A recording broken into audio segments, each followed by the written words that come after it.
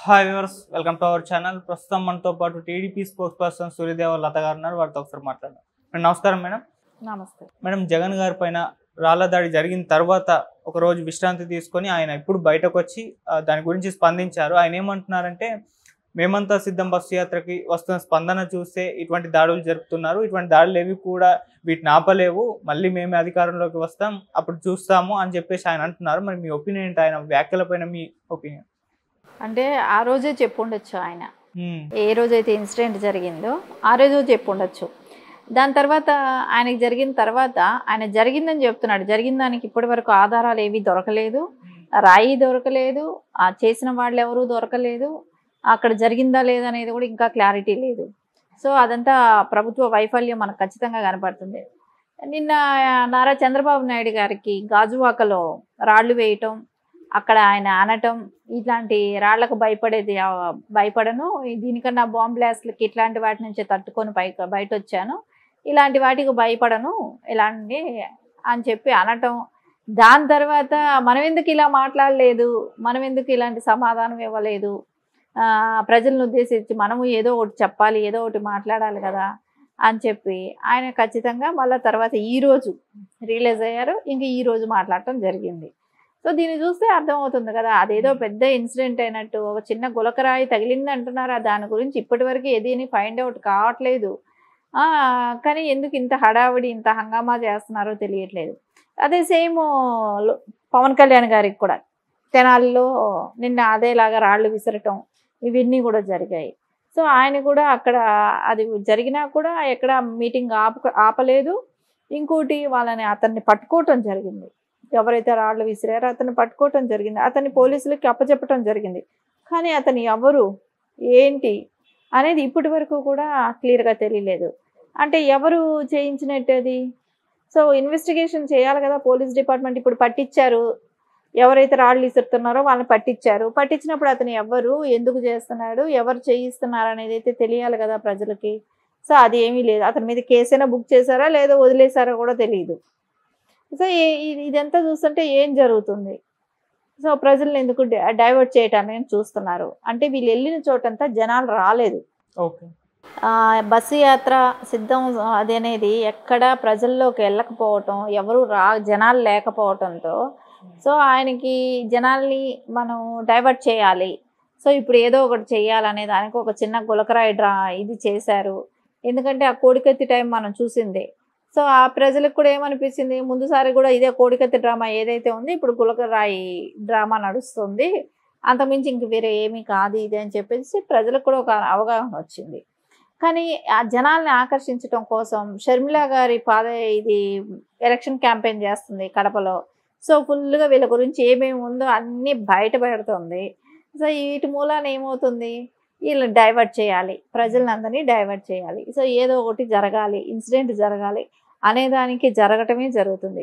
Same అదే లాంటిది ఇతని మీద ఒక్కటే జరిగితే మన మీదే జరిగింది అనుకున్నాడు. నెక్స్ట్ డే మళ్ళీ అపోజిషన్ లీడర్ల మీద కూడా పంపించడం జరిగింది. సో ఇదంతా చూస్తుంటే ఇప్పుడు ఒకవేళ తెలుగుదేశం వాళ్ళు చేస్తున్నారు, జనసేన వాళ్ళు చేశారు అని అనుకున్నప్పుడు అక్కడ జనసేనలో పట్టించారు కదా, నువ్వెందుకు వాళ్ళ మీద యాక్షన్ తీసుకోవట్లేదు? సో ఇప్పటి వరకు ఎందుకు యాక్షన్ తీసుకోలేదు? ఒక్కడు దొరికినప్పుడు మొత్తం తెలుస్తుంది కదా. సో బీజేపీ అదే అంటుందిగా, సిబిఐకి ఇవ్వమని. సిబిఐ ఇన్వెస్టిగేషన్ చేస్తుంది. సో లోకల్ వాళ్ళు వద్దని చెప్పి అడుగుతుంది, ఈసీకి కంప్లైంట్ ఇచ్చింది. సో వచ్చే వాళ్ళు ఖచ్చితంగా ఈసీ వాళ్ళని అడుగుతున్నారు కాబట్టి సిబిఐకి ఇస్తేనే మంచిదని చెప్పి అందరూ కూడా అనుకుంటున్నారు. ఎందుకంటే ఇక్కడ మనం చూస్తున్నాం జగన్మోహన్ రెడ్డి ప్రభుత్వంలో ఎక్కడా కూడా చట్టపరమైన పనులే కానివ్వండి, న్యాయపరమైన పనులు ఎక్కడా కూడా జరగట్లేదు. అంతా అన్యాయం జరుగుతుంది అనేది అందరికీ కూడా తెలిసిన విషయం కదా. ఎక్కడ న్యాయం జరగదనే ఒక నమ్మకం. ఎందుకంటే ఒక సీఎంకి రక్షణ లేదు, అపోజిషన్ లీడర్స్కి రక్షణ లేదు, సాక్షాత్ ప్రధానమంత్రి గారు వచ్చినా కూడా ఆయనకి రక్షణ లేదు. ఈసారి ఇంకెవరికి రక్షణ కల్పించగలుగుతుంది ఇక్కడ ఏపీ గవర్నమెంట్? సో ఆ డీజీపీ గారిని మార్చాలని అయితే ఇదివరకే కూడా కంప్లైంట్ ఇచ్చిన మాట జరిగింది కదా, బీజేపీ వాళ్ళే ఇచ్చారు. సో ఇప్పుడు మళ్ళా దాన్ని తొందరగా ఫాలోఅప్ చేస్తే బెటర్ ఏమో. ఎందుకంటే ఇక్కడ వైఫల్యం అనేది ఖచ్చితంగా కనపడుతుంది కాబట్టి ఖచ్చితంగా ఆయన్ని మార్చటము. సో వీటిని ఎలా జరిగింది, ఎందుకు జరిగింది అనేది అయితే ఖచ్చితమైన ఇన్వెస్టిగేషన్ అయితే సిబిఐకైనా ఇచ్చి ఇది ఒకసారి అంటూ, ఎందుకంటే లాస్ట్ టైమే జరిగినప్పుడు కోడికత్తి సీను విషయంలో సో అతను అన్యాయంగా జైల్లో ఉండటం, అతనికి ఏ సంబంధం లేకపోయినా కూడా ఆయన్ని జైల్లో ఉంచటం, ఇవన్నీ చూసాం కదా. సో ఇప్పుడు ఎవరిని బలి చేస్తారో, నెక్స్ట్ ఎవరిని చంపుతారో కూడా తెలియట్లేదు. ఎందుకంటే ఎలక్షన్ బిఫోర్ ప్రతిసారి ఇలాంటి స్టంట్లు అంటే వైసీపీ చేస్తూనే ఉంది. శవ రాజకీయాలు చేయటమే కానివ్వండి, రక్తదాహం అనేది ఆ పార్టీకి అలవాటైపోయింది. కంపల్సరీగా ఎవరినైనా మళ్ళీ చంపే అవకాశం ఉంటుంది. సో దీని మూలాన సెంట్రల్ గవర్నమెంటే కానీ ఈసీ కానీ దీని మీద యాక్షన్ తీసుకోవాలని కూడా ప్రజలందరూ కూడా అదే అనుకుంటున్నారు. ఓకే మేడం, ఈ రాయిదాడి ఏదైతే ఉందో కంప్లీట్గా వైసీపీ అయితే చంద్రబాబు గారే చేయించారు అని చెప్పేసి ప్రజల్లోకి బలంగా పంపే ప్రయత్నం చేస్తున్నారు. ఒక వీడియో కూడా ఎడిట్ చేశారు. అంటే చంద్రబాబు గారు అంతకుముందు సభలో రాళ్ళు విసిరాలి అని చెప్పేసి ఒక ఏదొకటి విసిరాలి అని చెప్పేసి చెప్పిన ఒక సెంటెన్స్ని దీనికి జోడించి మరీ సోషల్ మీడియాలో వదిలేరు మేడం. సో అది ఇప్పుడు వైరల్ అవుతుంది. అంటే వీళ్ళకి కావాల్సినట్టు వీళ్ళు అన్నారుగా, పిట్టను కొట్టినా చచ్చిపోని గులకరాయితో కొడితే చనిపోతారా అని చెప్పేసి నారా చంద్రబాబు నాయుడు గారిని చిత్తూరులో ఇదేలాగా రాళ్లతో, అంటే అక్కడ డైరెక్ట్ కనపడుతుంది, విజువల్స్లో కనపడుతుంది, వేసే వాళ్ళు కనపడుతున్నారు. సో ఇన్ని జరిగినా అక్కడ అసలు కేసు కూడా పెట్టలేదు. సో అందరూ వైసీపీ వాళ్ళే చేశారు కాబట్టి కేసు కూడా లేకుండా చేశారు. ఇంకా పై ఒదిగి బాబు గారి మీద రిటర్న్ కేసు పెట్టారు కూడా. సో ఇవన్నీ కూడా మనం చూసాం కాబట్టి ఖచ్చితంగా ఆ రోజు బుల్లెట్ ప్రూఫ్ ఓపెన్ అయింది. వాళ్ళ సెక్యూరిటీ గార్డులకి అందరికీ తలకి దెబ్బలు తగలటమే కానివ్వండి, వాళ్ళకి గాయాలు అవ్వటం, రక్తం కారటం, ఇవన్నీ కూడా చూసాం కదా. సో అలాంటి ఇన్సిడెంట్ ఇక జరిగితేనే పట్టించుకోలేదు జగన్మోహన్ రెడ్డి సీఎంగా ఉండి. సో డీజీపీ కూడా అప్పుడేం పట్టించుకోలేదు. సో ఇప్పుడు తర్వాత ఈ టైంలో అసలు జరిగిందా లేదనేదే ఇంకా డౌట్ ఉంది.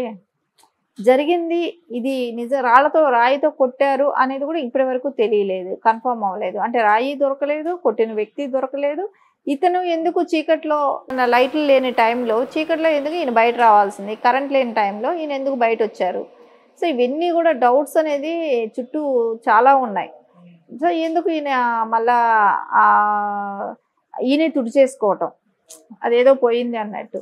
సో ఇంకా అట్లాంటప్పుడు ప్రజలందరికీ కూడా ఆలోచిస్తారు కదా, ఇన్ని రకాల డౌట్లు ఉన్నాయి. యాక్చువల్లీ కరెంట్ లేని టైంలో ఆయన బయటే రాకూడదు, టాప్ మీదకి రాకూడదు. సో బస్సులో ఉండాలి, బస్సులో నుంచే లైట్ల మధ్యలో కనపడతాడు, అందరికీ దండం పెట్టుకొని వెళ్ళటమే కదా. సరే ఒకవేళ లైట్స్ అరేంజ్ చేసిన తర్వాత అయినా బయట రావాలి, అది లేదు. మళ్ళీ జరిగిన ఇన్సిడెంట్ తర్వాత 4 గంటలు మళ్ళీ ర్యాలీ తీసి తర్వాత హాస్పిటల్కి వెళ్ళాడు. తర్వాత 3 కుట్లు పడ్డాయి. 3 కుట్లు పడటానికి అయితే అంత గాయం అయిందా, ఇవన్నీ డౌట్స్ చాలా ఉన్నాయి. ఆ 3 కుట్లు పడిన అంత గాయం అయింటే బ్లడ్ కారాలి, ఎక్కడ బ్లడ్ కారిన ఇది లేదు. సో మార్క్ లాగా గీసుకున్నట్టు అనిపిస్తుంది. అవన్నీ చూస్తుంటే ఖచ్చితంగా మనకి ఏమనిపిస్తుంది, ఇది ఎంత నాటకీయంగానే జరిగింది. సో ఇది వరకు బిఫోర్ కూడా ఇట్లాంటివి చేశారు కాబట్టి మళ్ళీ అదే జరుగుతుంది అనే ఇదైతే మనకు ఖచ్చితంగా కనపడుతుంది. ఓకే, అంటే మేడం జగన్ గారి పైన దాడి పట్ల కూటమి ఒక్కొక్కరు భిన్నంగా అంటే స్పందించారు. ప్రధాని గారు ఖండించారు, పురంధేశ్వర్ గారు ఖండించారు, బాబు గారు కూడా ఖండించారు. లోకేష్ గారు మాత్రం డ్రామా అన్నారు, పవన్ కళ్యాణ్ గారు కూడా డ్రామా అన్నారు, నాగబాబు గారు కూడా ఫస్ట్ ఒక ట్వీట్ చేసి డ్రామా అని చెప్పేసి మళ్ళీ దాన్ని డిలీట్ చేశారు. అంటే ఎందుకు ఈ విధంగా భిన్నంగా స్పందిస్తున్నారు? అంటే జనరల్గా అయితే ఎవరైనా కూడా అలాంటివి రియల్గా జరుగుంటే అలాంటివి జరగకూడదనే కోరుకుంటారు ఎవరైనా సరే. మనకేంటంటే ఈయనతో అనుభవం ఉంది. ఈయన లాస్ట్ టైం కూడా ఏం చేశారు, కోడికత్తి సీను విషయం ఇది. సో అప్పుడు అలాగే చేశారు. సో ఖచ్చితంగా ఇప్పుడు కూడా మళ్ళీ అదే జరుగుతున్నాయి, రిపీట్ ఇట్లాంటివే చేస్తున్నారు. సో అందరికీ ఇంకొక ఇంట్రెస్ట్, ఇప్పుడు ఈ లోపల ఇంకెవరిని చంపుతారో కుటుంబ సభ్యుల్ని, ఇది ఒక డిస్కషన్ నడుస్తుంది. ఇప్పుడు నెక్స్ట్ ఎవరిని కుటుంబ సభ్యుల్ని చంపుతారు. సో ఆల్రెడీ వాళ్ళు అంటున్నారు కదా, చెల్లెళ్ళే భయపడుతున్నారు, తల్లి అసలు ఇక్కడ నుంచి కూడా వెళ్ళిపోయింది. సో రేపు పొద్దున వీళ్ళల్లో ఎవరినైనా, సునీత గారు ఆల్రెడీ చెప్పారు, మమ్మల్ని గొడ్డలతో నరికినా నరకచ్చు, నేను ఒక్కటే హైదరాబాద్ నుంచి వస్తాను అని చెప్తున్నారు. సో అందరికీ భయం వేస్తుంది. సో ఎందుకంటే వాళ్ళకి సింపతి కావాలి, ఎలక్షన్ బిఫోర్ ఏదో ఒకటి చేయాలి. ఇంకొక విచిత్రం ఏంటో తెలుసా, అసలు ఇంకొక ఎమ్మెల్యే ఆయనకి కన్ను మొత్తం బ్యాండేజ్ వేసాడు. అసలు కన్ను బిఫోర్ ఫోటో అనేది ఒకటి ఉంటుంది ఎప్పుడు కూడా, ఎక్కడ హాస్పిటల్స్లో ఎక్కడ వెళ్ళి జాయిన్ అయినా ముందు వెంటనే ఒక ఫోటో తీస్తారు, తర్వాత డ్రెస్సింగ్ కానీ ఏదైనా చేయటం ఉంటుంది. కానీ ఇక్కడ అదేమీ లేదు. సో ఏకంగా కన్ను మొత్తం కట్టేసేసారు. ఒకే రాయి ఇద్దరిని, చిన్న గులకరాయి అని చెప్తున్నారు. ఒక గులకరాయి ఇద్దరిని ఎట్లా కొట్టగలుగుతుంది?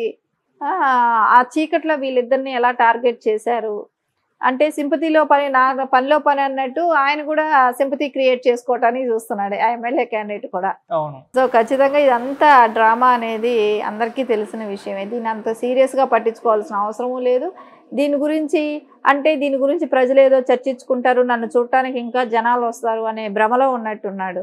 అది కూడా ఒక రోజు వెళ్ళిందంటే రేపు పొద్దున అది కూడా తెలిసిపోతుంది. ఇప్పుడే ఈ రోజేగా స్టార్ట్ అయింది మళ్ళీ సిద్ధం, అది సిద్ధం లేవు, మళ్ళీ జనాలు వస్తారా రారా అనేది ఎంత ఫేక్ నడిపించాడు. ఎందుకంటే మనం చూసిన కడప జిల్లాలో దగ్గర నుంచి ఇప్పటి వరకు కూడా ఎక్కడా జనాలు లేరు. సో ఆయన గురించి పట్టించుకునే వాళ్ళు లేదు. సో ఏదో ఒకటి మనం సెన్సేషనల్ చేయాలి. సో అందుకని ఈ గులకరాయి డ్రామా ఆడటం జరిగింది. సో అది కూడా ఫ్లాప్ అయింది. ఆ ఫ్లాప్లో ఇప్పుడు ఇంకోటి, ఎందుకంటే డీజీపీని ఇప్పుడైతే ఖచ్చితంగా మార్చాల్సి వస్తుంది, ఇంటెలిజెన్స్ బ్యూరో అని ఆంజనేయులు గారిని కూడా మార్చాల్సి వస్తుంది. ఇవన్నీ చూస్తుంటే మనకు ఖచ్చితంగా అయితే ఆయన ఏదో చేయబోయి ఏదో జరిగింది అన్నట్టయితే అనిపిస్తుంది. Okay madam, thank you so much. Thank you.